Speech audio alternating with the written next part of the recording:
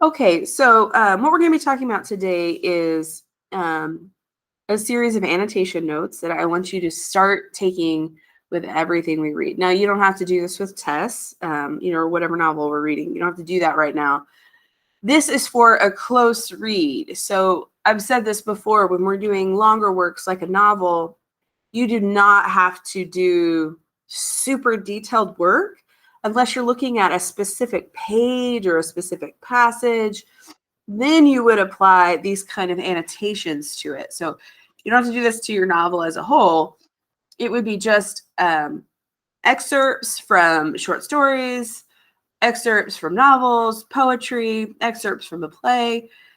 You would apply these annotations to pieces of work that are for close reading that ultimately you end up writing about. So we're going to do a series of notes to you guys keep. I want you to keep them. So a couple of ways you could do that is one in OneNote.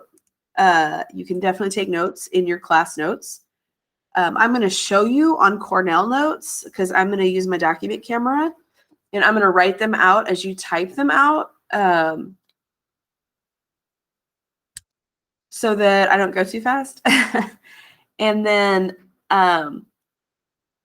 you can also handwrite them. You're not going to ever like turn them in, but I will be asking you to use them. So we're creating a reference sheet today and calling them notes.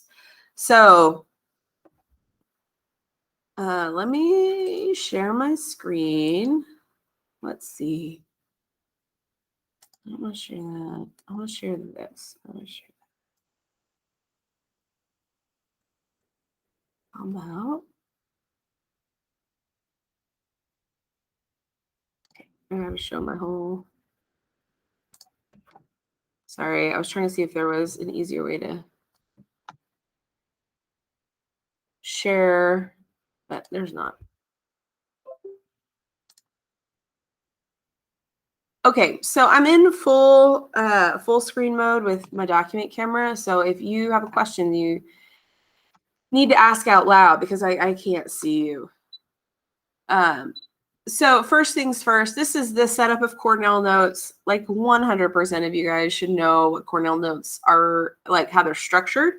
But just as a quick review, the subject for today, the topic goes up top. You don't have to fill this part out. You do need a topic. It's a way to give it a title. And then under the topic, we'll ask the main question we're trying to answer with the notes. I really want it to not autofocus. And then on the left side, and here's the deal. If you're in OneNote and you don't know how, you don't know how to put these lines in here, that's okay. You can give it just headings. You could say, oh, here's my essential question, write it out.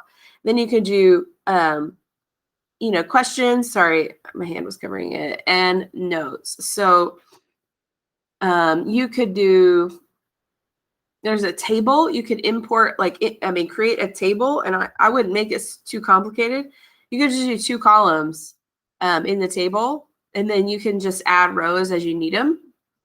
And then I would leave, the essential question out of the table. And then at the bottom, there is a summary space. I would leave that out too. You don't need a box for that. Like literally you could write the question on top of the question and notes section. So we're going to do Cornell Notes today. And the whole point is we're creating a reference sheet that you have access to that you can then use side by side with close reading pieces that we're going to be starting to do, because our system from here on out is really going to be in class doing some kind of close reading, practicing with these annotation skills in order to plan for an essay. And then you're going to be writing short essays so that we are more ready for the exam on the writing portion. And if we're not doing that in class, we're going to be literally looking at release exams to kind of analyze how the test is set up. So I'm going to start at the top where it says topic/objective. And I'm going to call this Annotations for literary analysis. That's what these are for. So this would be the title. This could be, if you're in OneNote, this could be the title of the page, Annotations for Literary Analysis.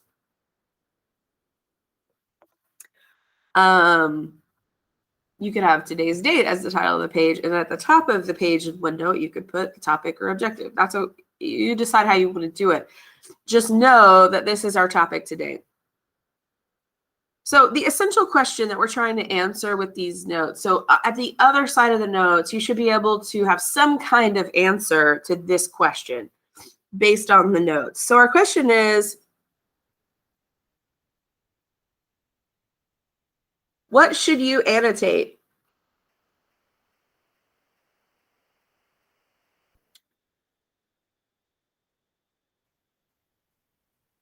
To find deeper meaning in literature. I'm bad at spelling, and so I have to sound it out a lot. Sorry, that should be a question. Derp.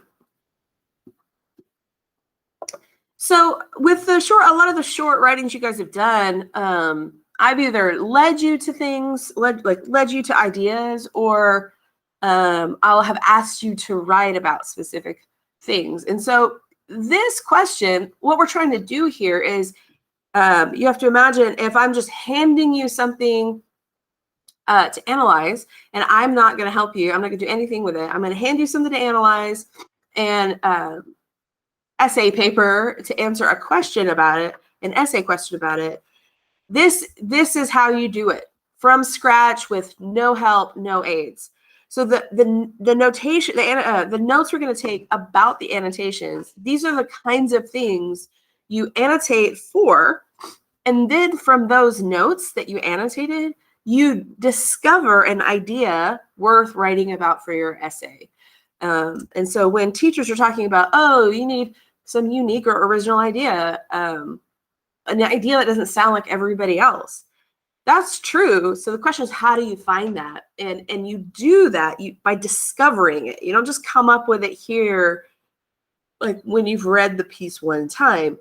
You have to analyze it first to really see what's there, to then discover ideas. And you discover those ideas through interpretation, through like educated guesses based on the evidence there. You draw a conclusion. So anyway, we'll get to that. I just want you to understand where we're headed. So the notes that we're going to take are going to create pieces like this. Like this would be an excerpt. This is an excerpt from a novel. And then the kind of things that you annotate for are all these things written around. And so when you've done this, the next step would be, okay, out of all these notes, what am I going to use? What do I want to use to write a literary analysis? And now you've got all this stuff you could use, and you don't have to use all of it. So the notes today are to literally define what all those colors mean, and what do they mean for you, and what do you do with it? So there's two kinds of writing utensils. There's two kinds of coloring color codes, sorry, that you'll use to annotate. The first one is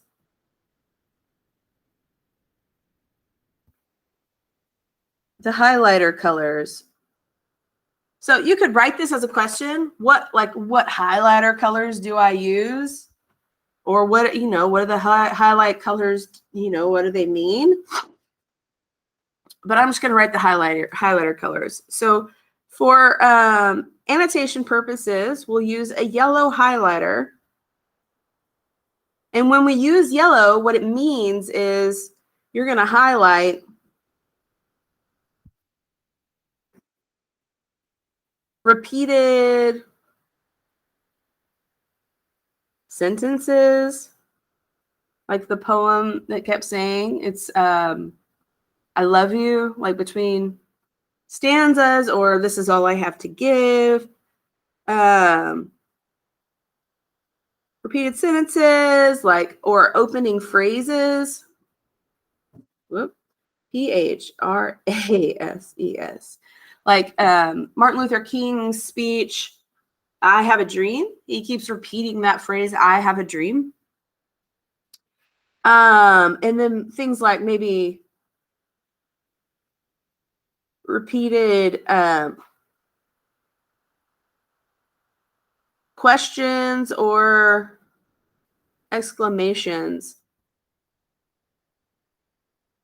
And I'll just say ETC, things that are repeated. If you can't read something on my handwriting, just say something. So if somebody, if you're reading a poem or even a short story or just an excerpt where you keep seeing questions pop up, that's something we would want to know. We want to highlight it. The next highlighter color you would use is pink. And the pink highlighter is for diction. And that literally means word choice. It could also mean tone words or mood words. So for example, and we won't look at this today, but we'll do an example poem next time because it'll take too long to do both. But normally in a face-to-face class, we would then piggyback this into the poem during class, but we don't have time for that. But there's a poem we'll look at, and there are some religious words. And so if you notice a pattern of words with a specific kind of connotation, or like anger words or sadness words, you would want to notice that pattern of words and you would highlight them in pink. And so these are examples of the kind of things you'd look for, like a specific kind of word choice. If it was really like fancy language or really not fancy language, like slang, those are kinds of things you could highlight and you would use pink. And then green, the green highlighter is for figurative language. Figurative language. And figurative language is a category that contains a variety of devices. So figurative language, when we're talking about figurative language, we would highlight in green just ways, and I'm kind of giving you a definition of figurative language here. It's ways, where was I? A writer takes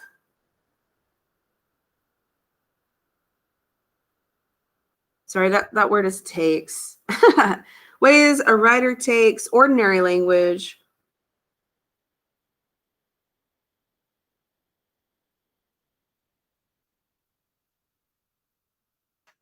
and then dresses it up. And I'm making that really basic because most of the time when students think of figurative language, they immediately go to metaphors and similes. And then they really don't talk about it accurately. And so we will include, like, how do we talk about metaphors and similes? But figurative language is more than that. And so this is a really basic definition. It's just any way that a writer takes ordinary language and then dresses it up. If you see that happening, we want to highlight it in green. And I'll show you what to do with it, but we want to figure out what is actually happening here. Okay, so last highlighter color is orange. And these are characterizations. And so we spent a lot of the first semester talking about characterizations. And I'll give you this definition because anything that falls under this definition are the kind of things you want to highlight in orange. So characterizations are details in the text, whatever you're reading, that reveals information about the characters. So my question here for my students here, and please use the audio.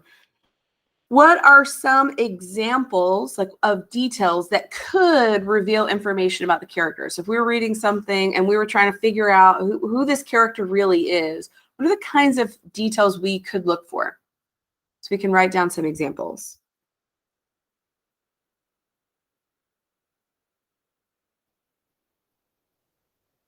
I would say physical details. Yeah, so we could highlight in orange physical features. And when we get to those details in the text, we do not know up front if the physical features matter. We just don't know. But our purpose with annotations is when something is included, a physical feature is included in something we're reading and like trying to analyze, we should highlight it in orange and notice, okay, this is revealing information about my character, but I don't know if it's important yet. So we're going to highlight it in orange. That's their purpose. So definitely we could highlight physical features. What are some other characterization kind of details that would help reveal information about the character?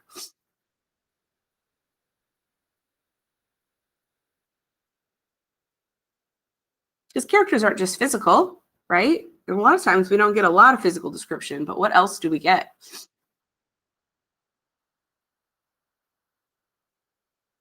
Their background?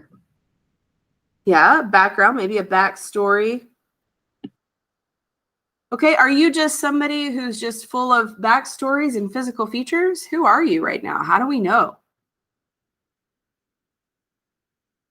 If somebody says, who are you? What are the kind of things that you would include to explain who you are? Just like your, oh, I've got brown hair, I've got blonde hair, I've got red hair. That's not you. What makes up you? What are the things that make you real? Like more than just a physical feature.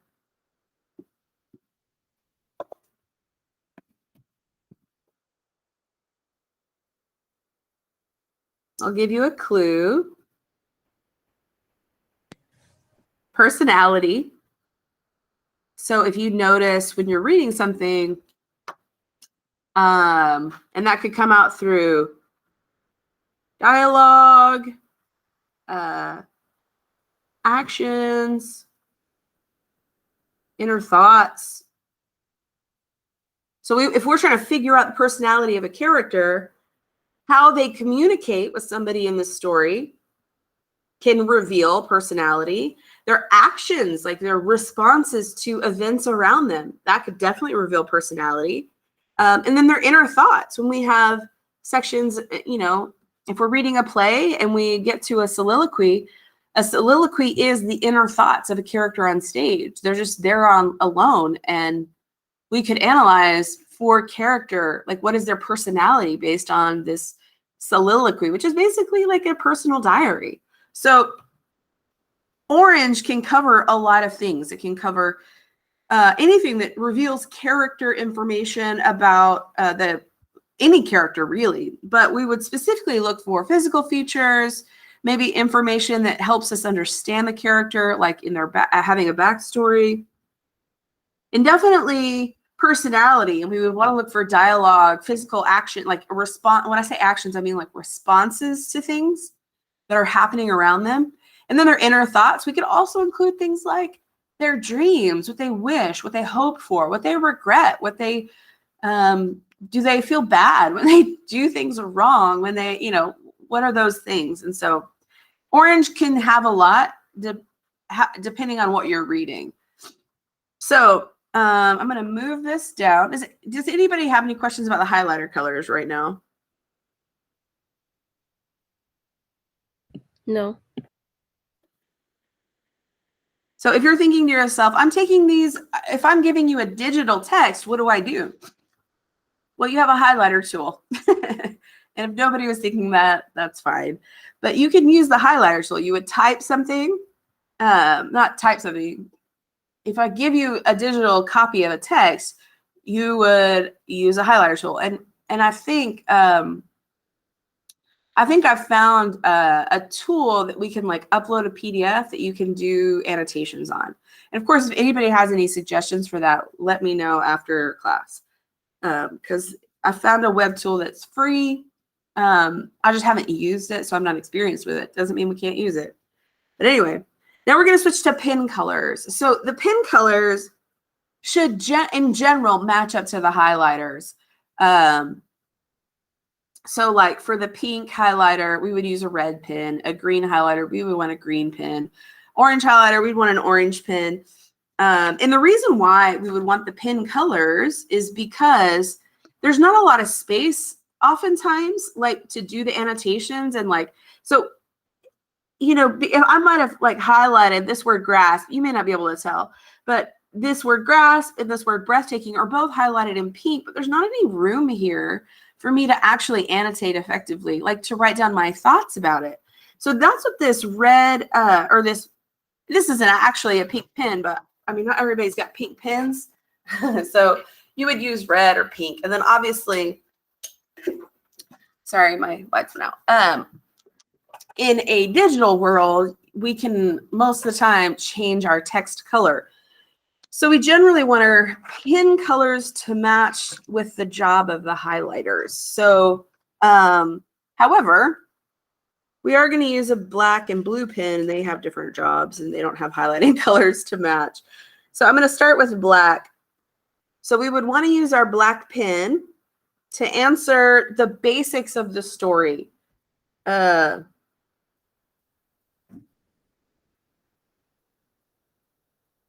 I'm going to say what's going on. I don't want to say story because sometimes they're poems. And if you ever refer to a poem as a story, you will lose all credibility as a writer. So the black pen we'd use for the basics of what's going on. So we always want to know generally what's going on so that we can actually do analysis. If we don't understand that bigger picture, then we definitely won't understand its parts. So the black pen is for the basics of what's going on. And that would be like who, what, when, where, and the why of the passage. So I'll show you here. So in this top right corner of this passage is a very quick, after reading the who, the what, the when, the where, the why. And literally who, it says Louis is the boy. This is from the novel Unbroken. Right? Yeah. The novel Unbroken. There's also a movie, and the main character's name is Louis. So this passage, it says who? Louis, the boy, is the boy. What? The oh, what's it called? It's partly cut off. The Zeppelin. So there's this whole passage talking about a Zeppelin. But anyway, it's the whole purpose is a lot of times students want to only talk about this in their writing, and that is the obvious stuff. So we want to identify what it is, but we need to talk about more than that, right? So we will identify the who, what, when, where, why, like the general what's going on here when we do annotations, but that is not the heart of what we're looking for. And then we're going to add one more color, and then we'll flip. I'm going to flip over, but you probably don't have to. So the red pen. So the purpose of the red pen is to explain the pink highlights. Oops. So the pink highlights is diction, word choice, tone words, mood words. And so we would highlight word choice, those, whatever words stood out. And then you would use the red pen, like near the words you've highlighted, to explain the pink highlights. And the thing that you explain is you would try to guess, what do you think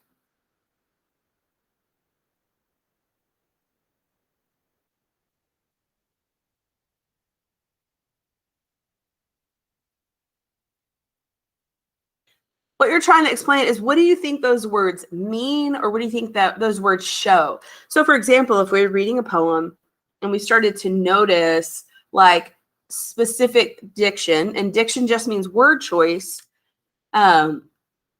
we started to notice that, you think in your mind, okay, I need to check out the diction. I got to check out the word choice. And you kind of are skimming through words, and you start to notice that there's a pattern of color. So for example, like in that poem about the English, the theme for English B, that's Longfellow, right? Was it Longfellow?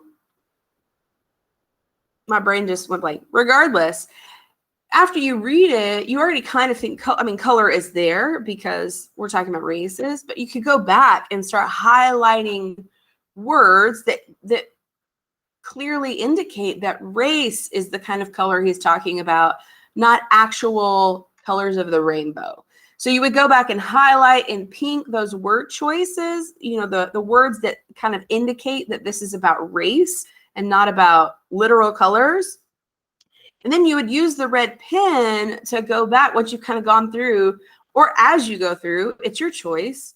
What do you think these words mean or show? And so in this instance, if I was highlighting the colors in this poem, I might go through and highlight words that indicate color, but it means race. It really means race, right? So I would take my red pen and in the margin, and I might draw a little arrow to some words, specific words, but I would say, I think this really is talking about race and not literal colors. And that would be the kind of note or annotation I would take on the text to explain it. So I'm trying to explain the pink highlights by saying, what do I think it means or shows?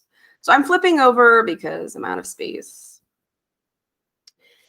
So we've got pen colors, black and red, and we're almost done with notes. We have three more terms or annotations to define. So then we have the green pen.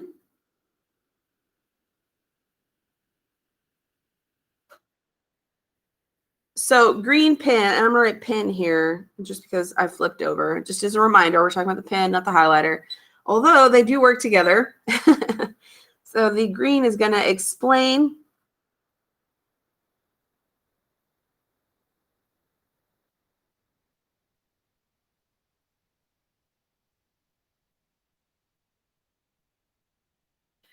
The green pen explains what the figurative language means or shows, and this is a repeated job. So when we are annotating, we don't want to just identify different things happening in the text because that's baby stuff. It's baby stuff. And I say that because even with my freshmen I've been teaching the last couple of years, I tell them as freshmen, yes, your job is to be able to identify like when metaphors are happening.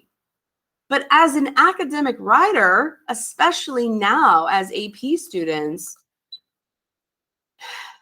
identifying a metaphor is baby stuff. It was baby stuff for freshmen. It's definitely baby stuff for you. That's not just your job. That's not where you stop.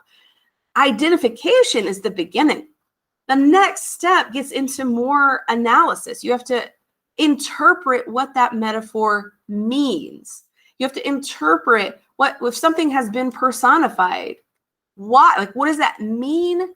Or what does that show us? What is the writer trying to show us by personifying something, okay?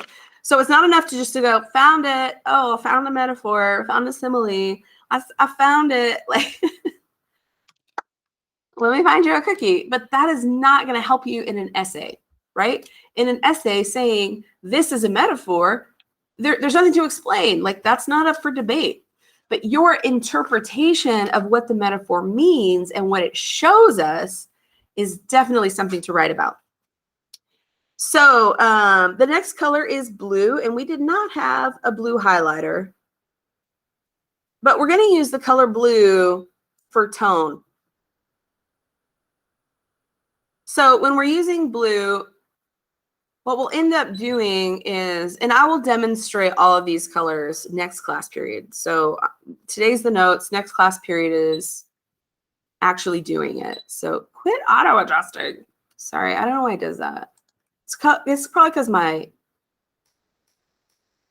this is probably the wrong one. What is that one? Focus adjustment.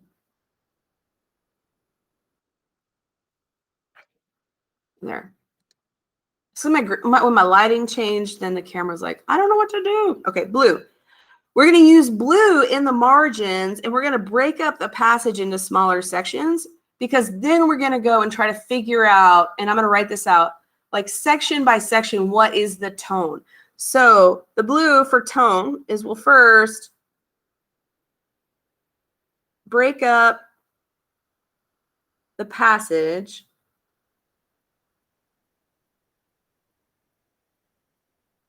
into smaller sections.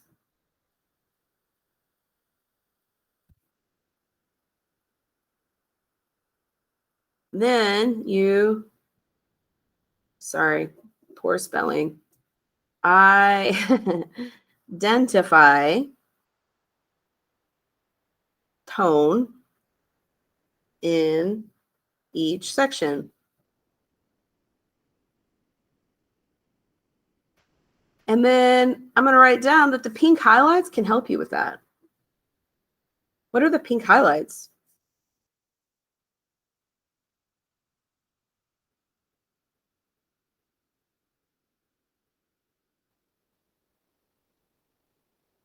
So the pink highlights is diction. And that those notes are on the other side of my page, but that you should have them written down. So pink highlights are diction, word choice. So when we're going to use our blue pen to write about the tone, to break up sections in blue, and I'll show you an example. And then in those sections, you're trying to figure out what is the tone here. Because ultimately, when we were talking about poetry, and we'll continue talking about poetry as a part of what we're doing, but we need to be able to identify tone shifts. And so we cannot identify when the tone changes in an excerpt or a passage or a poem unless we are able to identify the tone happening in each kind of section. So I'm going to show you this example that I've been showing you. I'm going to zoom out. And I know it's not super easy to see all the colors, but you can see here, this is blue, and this is blue, and it's chunked off in blue. And it actually says one, like this is the first passage, they're noticing a tone at all. And it says hopeful, optimistic. So this part of the writing is hopeful, optimistic. And then it says here, tone 2, ominous. And so, and that's literally going through these, you can't see all the pink, but there's a lot of highlighted pink words. There's highlighted pink words over here too.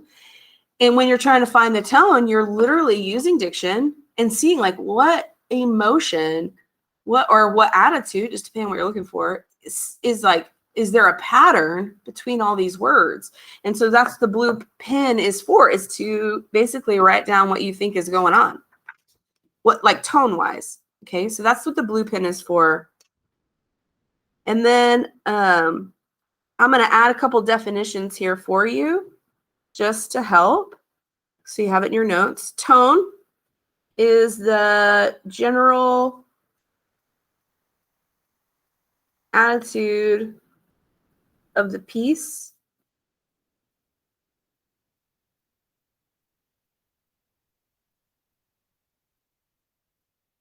And then tone and mood are not the same.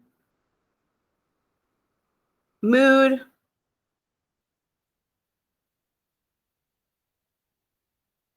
is the emotions of the, whoop. And that sounds really, really not very clear, but I'll write here that mood, you can have tone in pieces of nonfiction, you can have tone in fiction, you can have tone in poetry, but generally, and it's a very easy way to kind of approach things, generally when you're dealing with fiction, and that means, you know, short stories that are made up, not, I mean, when you're dealing with just not essays, not academic essays or nonfiction essays, usually when you're dealing with fiction, poetry, plays, you're talking about mood. That's really, it's the first thing you talk about. It's not, I'm not saying you never talk about tone, because I can think of like the Canterbury Tales. It's a piece of fiction, but and then, you know, it's this whole work, and then inside each, inside the work, there are individual stories, and then inside each individual story, there is this narrator that keeps popping up. And so there's the guy who's like telling the story, but we'll see also this other voice that pops up and kind of gives us some commentary about what's going on. And we're not going to look at that right now. I'm just saying that that is a work of fiction and mood matters, but we would also want to talk about tone when we notice a change. But it doesn't always happen like that. But then like with poems, tone is a big part of what we're looking at. If the poem is describing different settings, the mood might pop up more. And so we're going to still talk about them, but just I want you to kind of think in general that mood is predominantly for creative works. And like that's your first thing you go to, and then tone is really kind of secondary. And then in like essays, nonfiction essays, like tone is a bigger deal. Like it's going to come first. That's the primary thing you're looking for, and then mood is secondary. So that's why I want to write these down. And then this is the last thing we'll take notes on, and we'll wrap it up for today. I've taken so much of your time. So the last thing when we do annotations is I'm calling it a number 7 statement, and I'll explain that more when we get into the test. It's related to another set of notes, but we're just going to call it the number 7 statement. And this is a hard question to answer, but we always want to take a guess at it after we've done all of our notes. So the question is that we're trying to answer with our number 7 statement is, how did the author organize the passage?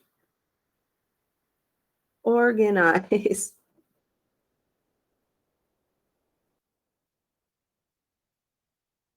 Then I'm going to put in parentheses here,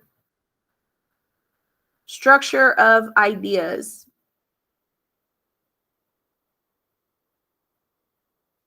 So this is, and I'll write a few more things down here in just a second with some examples of ways, but we spent a couple of weeks specifically talking about structure. How did the author structure their poem or whatever? The problem that I was seeing in your writing is that most people literally just talked about stanzas, which is structure. But really, when we're doing literary analysis, your job is not to be able to identify specific lines or stanzas when we're talking about structure. When you analyze structure, ultimately what you're looking at and should be looking at is the structure of ideas. So for example, when we were talking about the Baka poem, the one about love, yes, there were 4 stanzas, and we want to be able to identify where the break in ideas is in that structure. But then the next step after we sectioned everything off is we're trying to figure out like what's going on here, right? Then we have to figure out like what's the main idea here. And then you go to the next stanza. What's the main idea here? What's the idea here?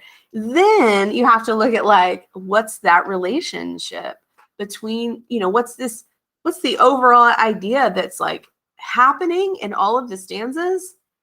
And then, you're trying to figure out how that's been organized. So when we're talking about structure, we are not talking about just the literal structure. It's not about identifying what came first, what came second, what came third. It's about identifying the relationship. Like, why did this thing come first? Like, why did Baka start to describe love, this expression of love, first with scarves and coats? Why did he do that? And those are metaphors for love, scarves and coats. And so you have to interpret, why would he do that? What do scarves and coats have to do with love? And you have to figure that out.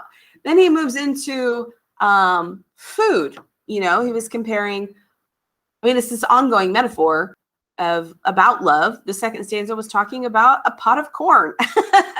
So like, what do love and a pot of corn have in common? Like, why would he use that as a metaphor? Why would he use that? And then why would he use that after scarves and coats? Why didn't a pot of corn come first? And then he moves into love as a map. it's to guide you. It's for directions. And so like, what's that about? Like, how is love like a map? How does love guide you?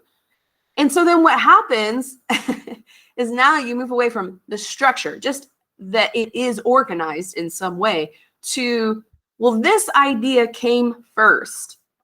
And then it leads into this idea, but how does it lead into that? How does scarves and coats lead into a pot of corn? And so that's the stuff you want to talk about. And honestly, that's the fun stuff to talk about. You don't have fun writing about stanzas and lines. You don't. Okay, nobody has fun writing it, and I don't have fun reading it. But what's fun is your interpretation. Like, what is the order? And then why did he do it that way? And you're looking for answers between the ideas. And we have to practice that, I know. But I'm just repeating it again because we've talked about it a little bit. We're really talking about structure of ideas. So when we get to the number 7 statement, we do want to identify how the author organizes the passage, but it's not just talking about, oh, this passage is organized in 4 stanzas or 4 paragraphs. We want to talk about the organization of the ideas, the structure of the ideas. And so just as some examples of the way we might talk about the number 7 statement, like how the author organized, maybe the author set up the ideas to compare. Is the author comparing, using comparison? Like a comparison paper. So, I mean, Baca did. He was comparing love to scarves and coats, and then a pot of food, and then a map. And it's like, well, what does all that have in common? What does all that do? The author might set it up as a contrast, like contrasting ideas. So, and we talked about that as well. So in Theme for English B, we're talking about the contrast of colors. And what does that really show? What does that really mean? And that is a big way that the author organized. And I'll hurry up because we're at 9:25. Okay, comparison, contrast. We could also look at repeated ideas.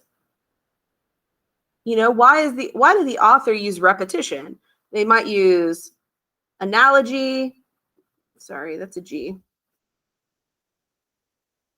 Or juxtaposition, which is one of my favorite words.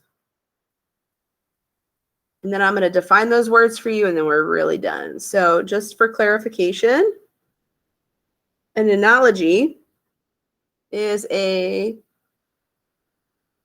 comparison of 2 things in order to explain something by showing. And then a juxtaposition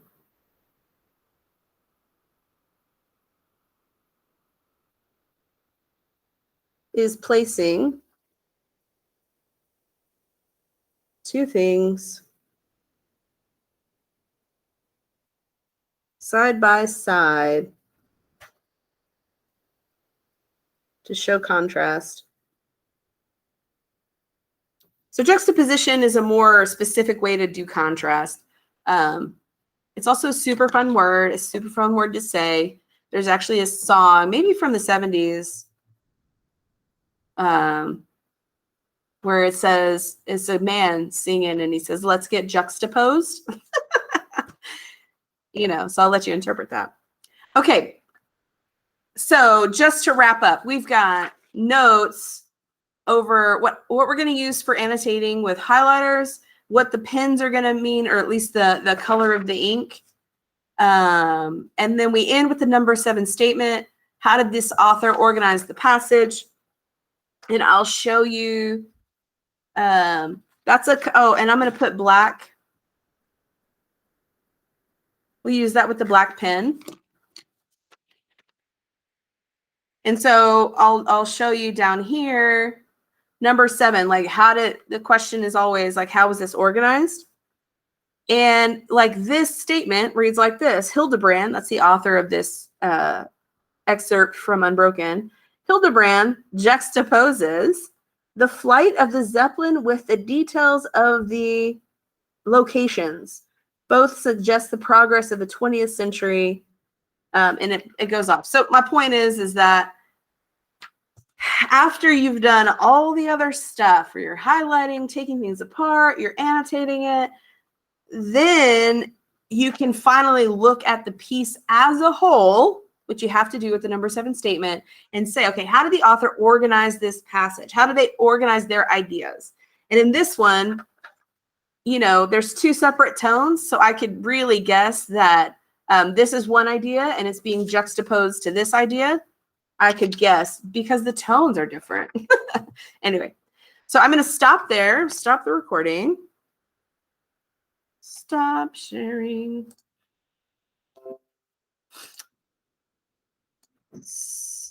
Where's the record button?